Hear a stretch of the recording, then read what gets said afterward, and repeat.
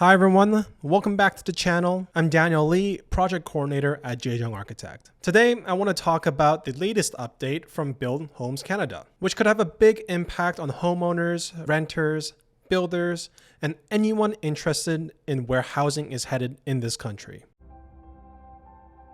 If you've been following this story, you'll know that Build Homes Canada was created to help solve the housing crisis. But since Mark Carney has become Prime Minister, there hasn't been much detail. Mostly just big promises with no clear plan. We've been all waiting for something more concrete. Now, things are finally moving. On September 14th, the government announced a $13 billion plan for Build Homes Canada. That's a huge amount of money, meant to cut project costs, reduce delays, and make building homes more efficient. But the real question is, will this actually fix the housing shortage? Let's break it down. The part I find most interesting is the push to modernize construction. The government wants to encourage modular housing, factory-built systems, and mass timber. These methods could completely change how homes get built in Canada. Instead of waiting years for projects to finish, build times could be cut in half, costs can drop, and even carbon emissions could go down. It sounds exciting, but it's not a magic fix. Modular homes are faster because they use standardized designs. That's fine if you take them as they are,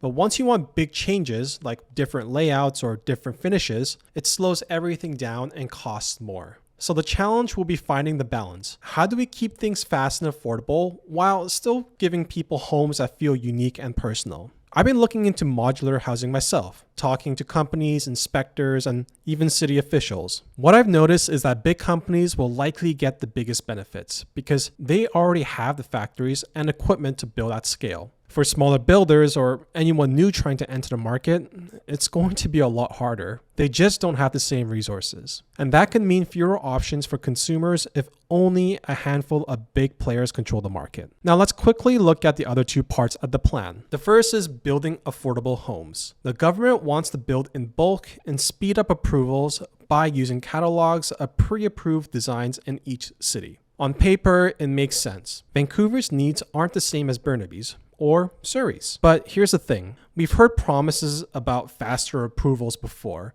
and the process is still painfully slow. Unless cities actually change how they approve projects, I'm not convinced this will make a big difference. The second is financing. The government wants to boost Canadian production of materials like lumber and steel to bring down costs. They also set aside money to protect existing affordable housing so we don't lose what we already have while building new homes. The idea is solid. If this plan can also support those smaller projects, we'd see more variety and housing that really fits locals' needs. So what does this mean to you? If you're a renter, hopefully it means more options in the future. But how quickly those options show up is still uncertain. If you're hoping to buy, there are new supports for first-time buyers, like saving up to $50,000 tax-free for a down payment and tax breaks on new homes under $1 million. That helps, but let's be honest, in cities like Vancouver, most new homes cost much more than that, so it won't solve everything. From my perspective, this plan is a step in the right direction, but not the whole solution. $13 billion sounds huge, but once it's spread across the country, it may not feel as big as the headlines suggest. The government deserves credit for taking action, but the hard part is turning promises into real homes that people can actually afford.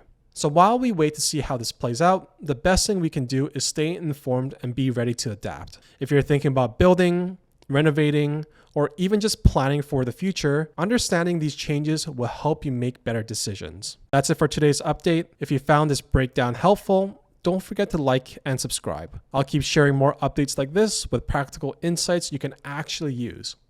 Thanks for watching, and see you in the next one.